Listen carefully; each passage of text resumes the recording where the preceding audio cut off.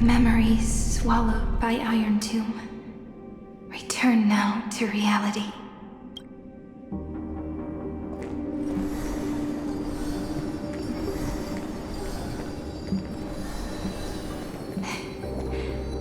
And don't lose your way. I finally found you, Cyrene. Demiurge.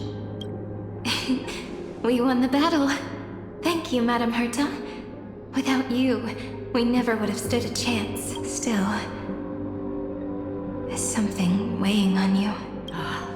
Right before I shut my eyes, inside the droid head's brain, I saw something unsettling. The fourth instant, this turning point in cosmic destiny, anchored by the erudition. It's not a single instant, but a process, a chain of events. So, this victory isn't the final piece of that chain? Far from it. This is only the beginning, the first toll of the death knell for the cosmos. That sorrowful look doesn't suit you, Madame Herta. Don't hold it in. Tell me.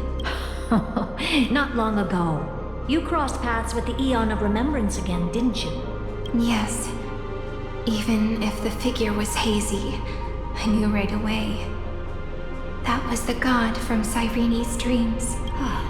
Causality has gone wrong, just as I thought. Causality? Let me put it in your favorite fairy tale terms. The universe began as a seed. It grew into a great tree. And the present is its branches and leaves. The erudition calculates how the future will sprout. With so many possible outcomes, they choose to anchor one path, cutting away the crooked or fragile branches. But if things continue that way, the branches grow endlessly, the leaves multiply, and one day the tree collapses under its own weight. That is why there is a concept in biology called lignification. Soft sprigs form a hardened shell and fuse with the trunk. For the universe, that process is what we call memory.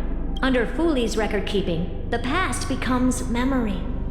In the corners, they forget. Even the events of the present become fruit without roots. So it is the opposite of the erudition. One calculates what is to come, and the other holds on to what came before. We were never meant to have to speak of this. But now, I finally understand what that chaotic matter around Amphoreus truly is. It is your memory. Your mind now stretches across the stars, allowing you to travel farther down this path than anyone else. My memory? Yes, you live in the now, but your memory remains in the past, just like the Eon of Remembrance, a being made entirely of memories. What does that mean? Did they fall? No, quite the opposite. They have not yet been born. Remember, to carry out the mission of remembering the universe, they must ascend to divinity only at the very end of time. And at that moment of ascension, their memory stretches through the past, becoming what people now call Fooley. That is why they feel so distant, so cold. That crystalline form is just an empty shell. I do not know how the Garden of Recollection managed to hide this until now. They must have their reasons, but none of that matters now. Here in the present, we cannot know who will become Fooley.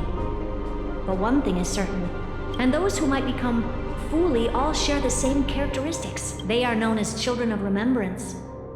Pure child of Anasrava. Both of you. So help us. Find where Amphoreus' memory began. We are the sacrifice. The garden. So that name, it was never my past. It was my future. Or maybe it is the present.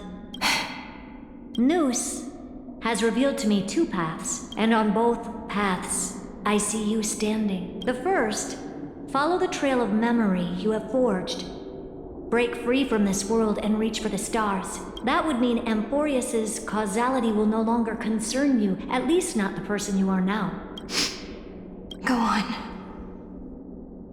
The second you come to a stop and fade, offering yourself to become the memory that carries through Amphoreus. Perhaps this is the choice every pure child of Anasraba must face.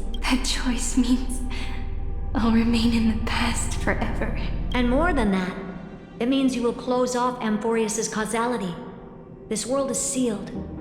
The effect that the remembrance brings to it will all converge on one thing. That one thing is you. No more eons will interfere with this part of history. No more blank spaces in causality. The present will be set in stone and become indestructible. There are two paths, and only one leads to the right end. A droid head didn't tell me the answer, but I can guess what might happen if you choose wrong. With causality incomplete, there is a chance Iron Tomb could rise again.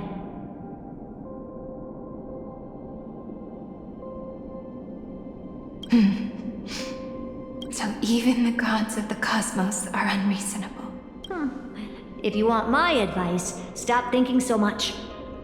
Ask yourself what your heart truly wants. Choose the first path, and you might survive as a memo sprite. You may even walk beside them for a while. Even I can tell how much they mean to you.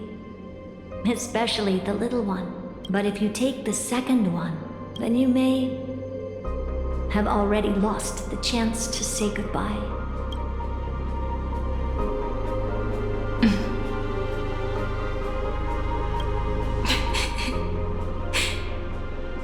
I have made my decision, Madam Herta.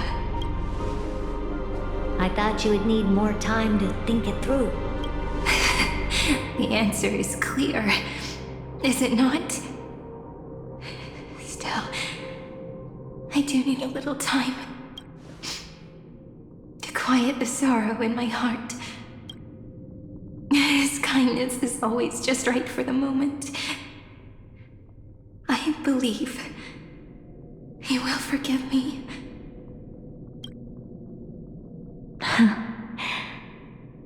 I will say no more. I would rather not break the mood. But may I ask you one last thing? Of course. Why?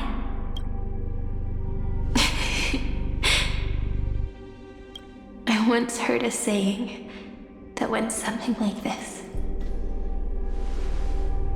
Divinity is flawless humanity, and humanity is flawed divinity. We children of Amphoreus gave up on gods long ago. Those beings who love to play pranks on the universe. I believe in him much more than I believe in them. And I believe in who I am. As a human. Oh.